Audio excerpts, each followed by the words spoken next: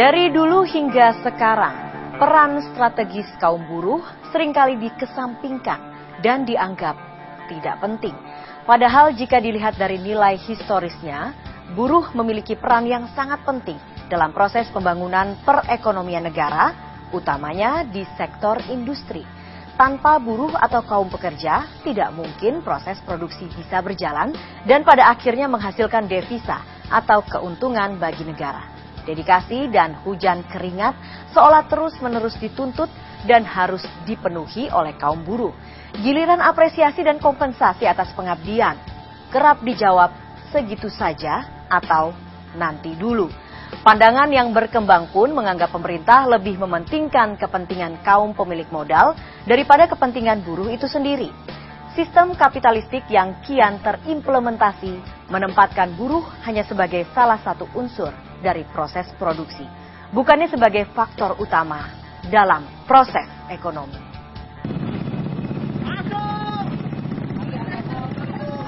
Antagonisme antara buruh dan pengusaha seolah sudah menjadi hal yang lazim di negeri ini. Akar pertarungan dua pihak itu hampir dipastikan selalu bersumber dari dua persoalan menahun, yakni kenaikan upah dan penghapusan sistem alih daya atau outsourcing. Kesan yang kemudian muncul adalah adu domba setiap tahun antara pengusaha dan buruh. Padahal sesungguhnya hubungan pengusaha dan buruh yang ideal adalah sebuah simbiosis mutualisme tak terpisahkan dalam sebuah proses produksi dan tingkat produktivitas industri. Namun pada kenyataannya, harmonisasi antara buruh dan pengusaha cenderung hanya menjadi wacana yang terpancang di awang-awang. Kehadiran Undang-Undang Nomor 13 Tahun 2003 tentang Ketenagakerjaan sepertinya belum sepenuhnya mampu memayungi dan menjembatani kepentingan kaum buruh dan pihak pemilik modal serta usaha. Lebih miris lagi, ketika keberadaan payung hukum itu justru menjadi tembok penghalang yang hingga kini tak kunjung mampu diselesaikan secara tripartit antara buruh, pengusaha, dan pemerintah. Bagi pengusaha atau pemodal, Undang-Undang Ketenagakerjaan kadangkala justru cenderung dianggap sebagai beban, terutama menyangkut hak-hak buruh dan pesangon. Sementara bagi buruh sendiri, kehadiran undang-undang tersebut juga dianggap belum cukup mengakomodasi kebutuhan dan kelangsungan hidup mereka secara layak di tempat kerja. Buhul konfliknya, buruh terus menuntut jaminan bahwa mereka memperoleh hak-hak kesejahteraan secara layak. Pada saat bersamaan dari kacamata pengusaha, tuntutan itu dianggap berlebihan.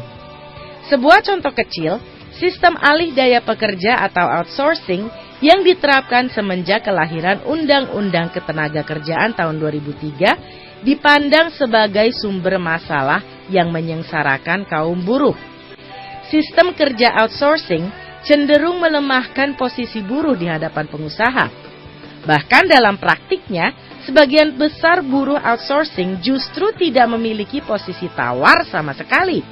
Misalnya, pemutusan kontrak yang bisa dilakukan sewaktu-waktu secara sepihak dari perusahaan adalah bayang-bayang penuh horor bagi buruh outsourcing. Belum lagi terkait aturan yang mengatur bahwa buruh outsourcing tidak mendapatkan hak-hak sebagaimana buruh tetap, sehingga meringankan beban pengusaha atau justru meningkatkan keuntungan. Padahal, jam dan beban kerja buruh outsourcing kerap kali disamakan dengan buruh tetap.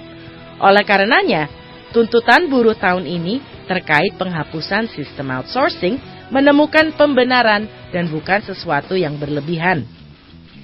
Masih terkait kesejahteraan pekerja, isu jaminan sosial yang terpayungi dalam Badan Penyelenggara Jaminan Sosial atau BPJS juga vital terus disuarakan. Belum adanya beragam instrumen dan infrastruktur pelaksana BPJS masih jadi persoalan mengganjal. Misalnya, terkait rancangan regulasi tentang jaminan kesehatan, bantuan iuran dan jaminan pensiun yang hingga sekarang belum diterbitkan. Padahal di tahun 2015, Indonesia harus mulai menaati regulasi perdagangan bebas di kawasan Asia Tenggara.